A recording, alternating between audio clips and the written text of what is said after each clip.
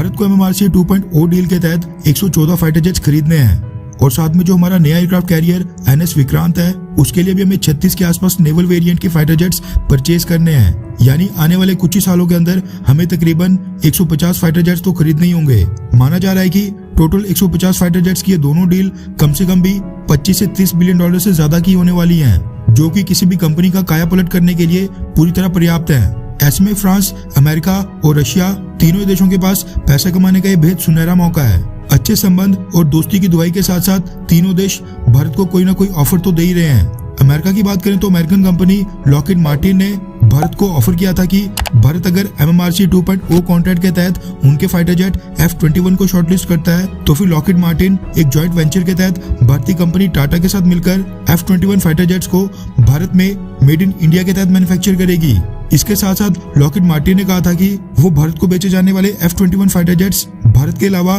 दुनिया के किसी भी तीसरे देश को नहीं बेचेंगे। लेकिन इतने अच्छे ऑफर के बावजूद Rafale fighter jets Indian air force की पहली पसंद बनकर सामने निकल कर आ रहे हैं और डिफेंस डील के मामले में मोदी गवर्नमेंट तो किसी भी देश के आगे झुकती नहीं है। ये चीज तो खैर सबको क्लियर है। ऐसे में अमेरिकन कंपनी लॉकहीड मार्टिन को भारत को कुछ न कुछ एक्स्ट्रा तो ऑफर करना ही था, जो कि उसने भारत को ऑफर कर दिया है। लेकिन इस पूरी डेवलपमेंट में भारतीय कंपनी टाटा को बहुत ही बड़ा फायदा हो गया है। रेफरेंस के लिए आपकी स्क्रीन के ऊपर तेलंगाना टुडे के आर्टिकल का स्क्रीनशॉट है, जिसके मुताबिक टाटा और लॉकहीड मार्टिन के जॉइंट वेंचर TLMAL ने भारत के हैदराबाद में स्थित जो उनकी मैन्युफैक्चरिंग फैसिलिटी है वहां पर पहली बार एक साथ मिलकर F-16 फाइटर जेट के विंग्स को मैन्युफैक्चर कर लिया है। विंग्स किसी भी एयरक्राफ्ट का कितना मेजर और इम्पोर्टेंट पार्ट होता है ये तो खैर आपको पता ही है। ऐसे में इस डेवलपमेंट को काफी हिस्टोरिक माना जा रहा है। टाटा लॉकहीड मार्टिन एरोस्ट्रक्चर्स लिमिटेड नाम के इस जॉइंट वेंचर ने F-16 के लिए जो विंग्स का प्रोटोटाइप बनाया है उसको अमेरिकन बेस्ड लॉकहीड मार्टिन ने रिकॉग्नाइज और अप्रूव कर दिया है, जिसके बाद अब आने वाले समय में टाटा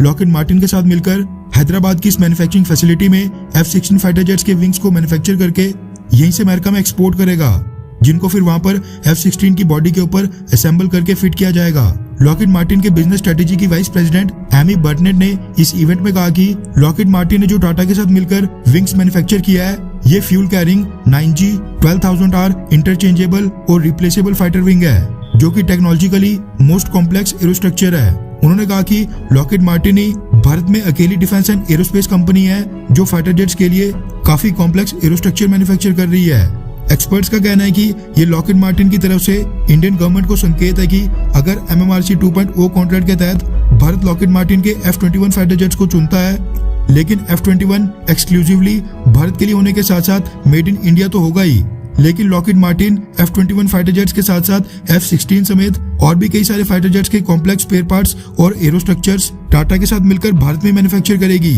और यहाँ से फिर दूसरी कंट्रीज को एक्सपोर्ट किए जाएंगे। यानी भारत को न सिर्फ F-21 में फायदा होगा, बाकी और भी कई सारे फाइटर जेट्स के स्पेयर पार्ट्स और कॉम्प्लेक्स एरोस्ट्रक्चर्स भारत में ही मैन्युफैक्चर होंगे, जो कि भारत में एक नई एरोस्पेस और डिफेंस इंडस्ट्री खड़ा करने में बेहद मददगार साबित होगा।